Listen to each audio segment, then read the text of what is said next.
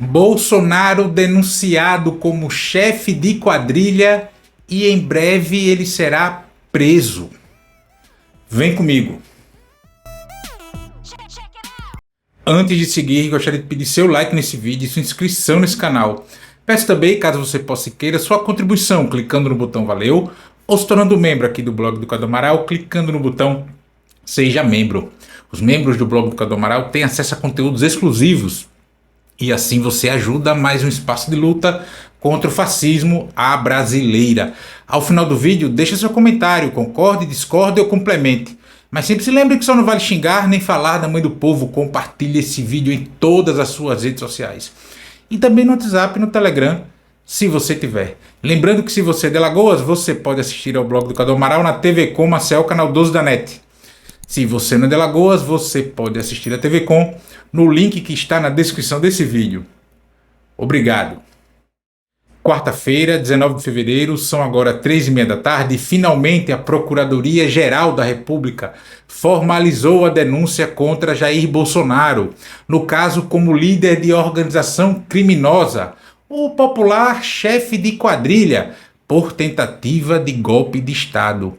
Esse é o marco na história de nosso país, já que é a primeira vez que golpistas responderão na justiça por crimes desse tipo.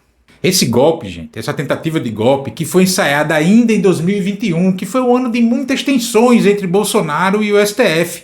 Foi naquele ano que Bolsonaro afirmou em discurso na Paulista que não obedeceria mais às decisões do Alexandre de Moraes nem do Supremo Tribunal Federal e que aviões da Força Aérea Brasileira deram rasantes na sede do STF em Brasília. Eu cheguei a comentar aqui no canal sobre isso e que até o Augusto Aras, quem diria, atuou para frear a sanha golpista de Bolsonaro naquele ano. Bolsonaro que acabou pedindo arrego a Michel Temer e uma carta com pedidos de desculpa foi elaborada, divulgada e tal ao Alexandre de Moraes. Vocês lembram disso?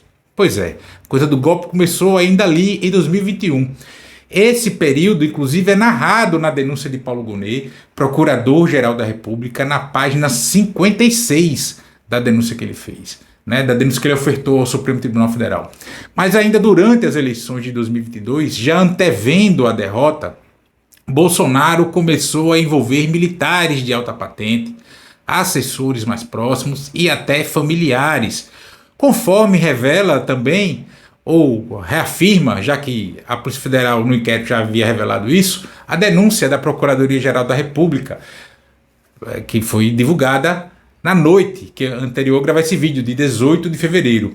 A gente aqui vai comentar um pouco sobre esses crimes, tá? Atribuídos a Bolsonaro, a alguns generais que o acompanharam e outros envolvidos também, e evidentemente o papel da família Bolsonaro nessa coisa toda, inclusive da Michele Bolsonaro e dos filhos de Jair Bolsonaro nessa trama golpista. Primeiro é importante destacar que a denúncia contra Bolsonaro é clara, nítida, cristalina, precisa ao indicar que ele não apenas soube do plano golpista, mas foi uma peça central nesta organização criminosa.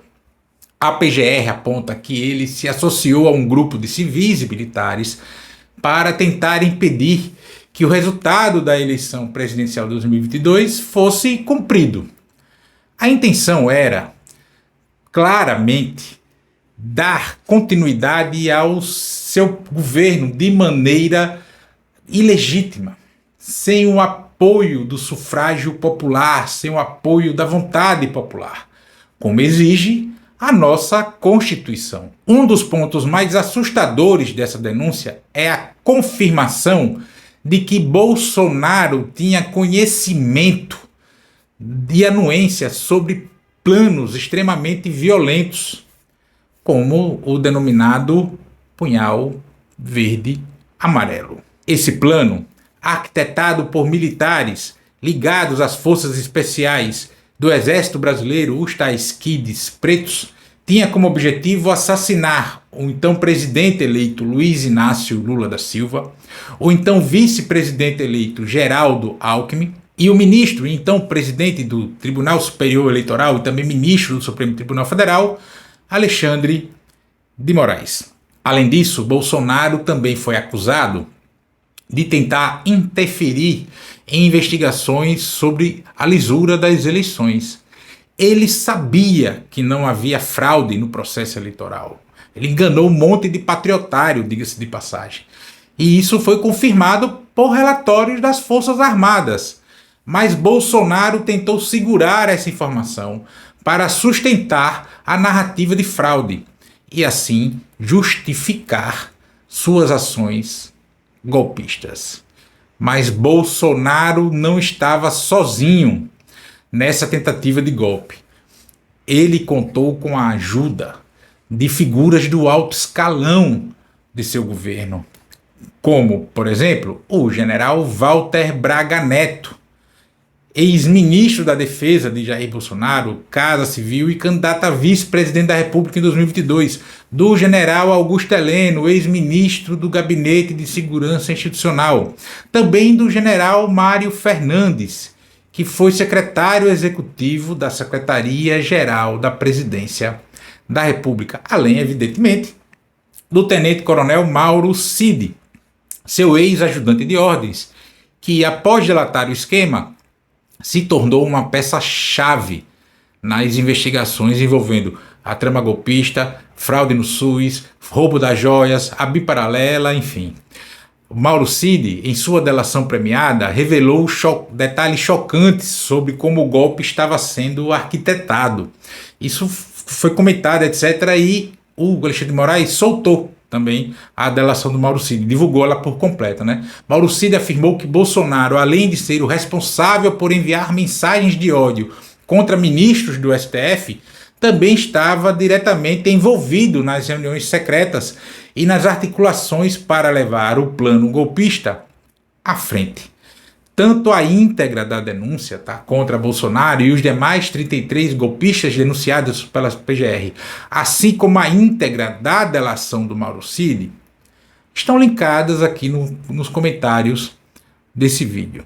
Os generais citados na denúncia também tiveram um papel central.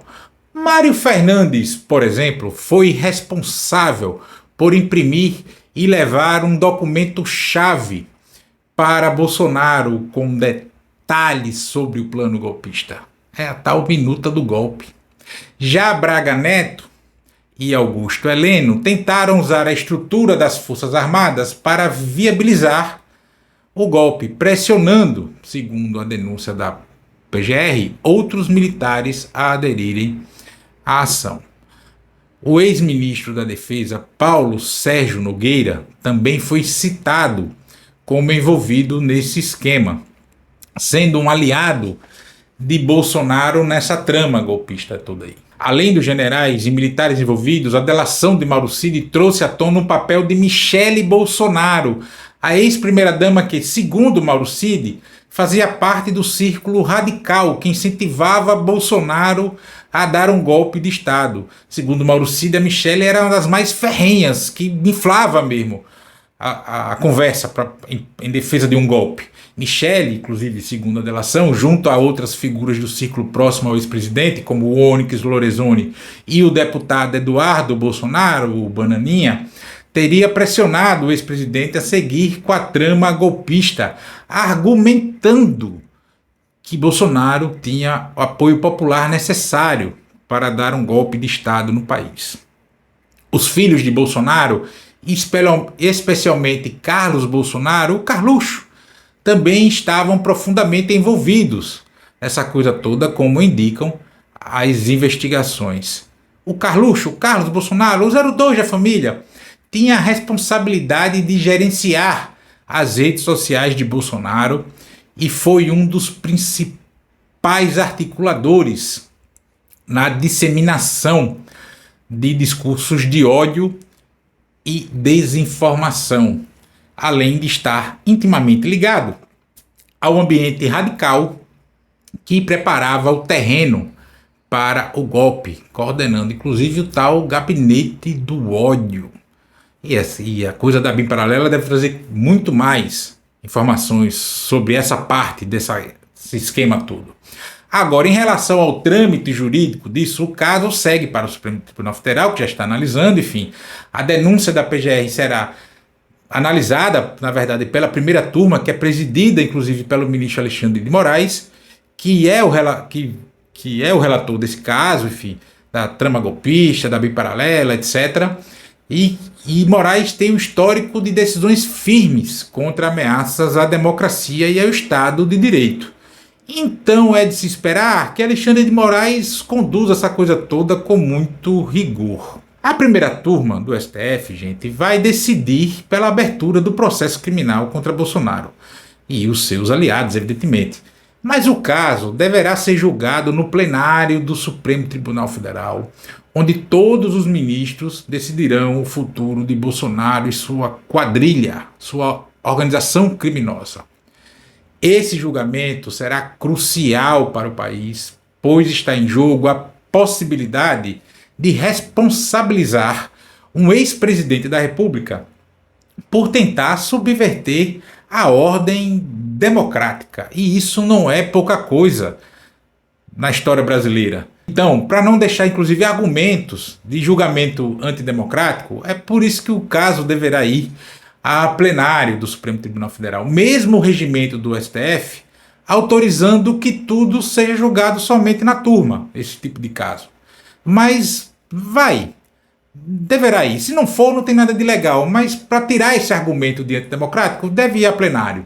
Agora, uma curiosidade é que uma lei do então ministro da Justiça de Bolsonaro, Sérgio Moro, aumentou o cumprimento de pena no Brasil, o cumprimento máximo de 30 anos para 40 anos.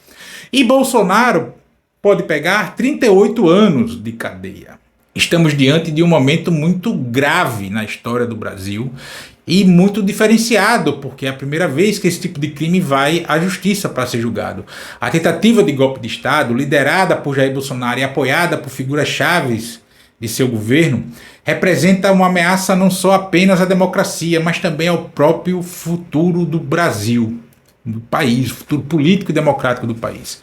O envolvimento de militares, assessores e mesmo de familiares de Bolsonaro, como Michele e seus filhos, coloca em xeque, inclusive, a integridade das instituições brasileiras, quase todas, se não todas, contaminadas pelo que a gente chama de bolsonarismo. Agora é o STF que tem que agir, com responsabilidade e garantir que aqueles que tentaram destruir a democracia do país sejam responsabilizados. Esse julgamento deve ser concluído esse ano ainda.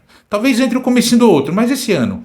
E isso é fundamental, que o processo, para isso é fundamental, melhor dizendo, que o processo siga de forma mais transparente possível e que as provas colhidas pela Polícia Federal e a delação de Mauro Cid sejam levadas a sério para que possamos, enfim, esclarecer toda a extensão dessa tentativa de golpe e que todos os responsáveis sejam culpados, condenados a partir do que se consta nos autos do processo, que apareça durante o julgamento, inclusive que diligência, essa coisa, tudo pode apresentar provas. A sociedade brasileira precisa acompanhar de perto esse julgamento, pois está em jogo não apenas a justiça para aqueles que atentaram contra o país, mas também a manutenção da nossa democracia. O Brasil depende muito disso. E esse julgamento não vai terminar no seu último dia, tá? A gente vai ter muitos desdobramentos políticos e jurídicos a partir dele. Jurisprudências serão criadas a partir desse julgamento. E na política, a briga política em torno disso vai ser muito grande. E isso vai influenciar, inclusive, outros países do mundo a combater a extrema-direita que gosta de dar golpe quando perde a eleição. Levará algum tempo para as coisas se normalizarem. Aliás, esse momento que estamos vivendo ainda é desdobramento do golpe de 2016, que apeou Dilma Rousseff da presidência do país e prendeu Lula ilegalmente por 580 dias. Os verdadeiros democratas e patriotas, gente, estão felizes em ver que boa parte dos articuladores da trama golpista começarão a responder na justiça pelos crimes que cometeram. Muitos vão escapar, como eu sempre falei aqui no canal, muitos que têm fardas e falos nos ombros, Mas nada de euforia não ainda, nem de baixar a guarda, mesmo depois do julgamento encerrado. A natureza política do Brasil, gente, é de golpes. A classe dominante brasileira sempre gostou de golpes. Por isso, sempre devemos ter em mente que a luta em defesa da nossa democracia, dessa nossa que a gente tem mesmo falha e tal, e de nossa soberania se mantém. Bolsonaro denunciado, em breve inicia esse julgamento, será julgado, será condenado e será preso. Mas a luta contra a extrema-direita, contra esse fascismo brasileiro, continua.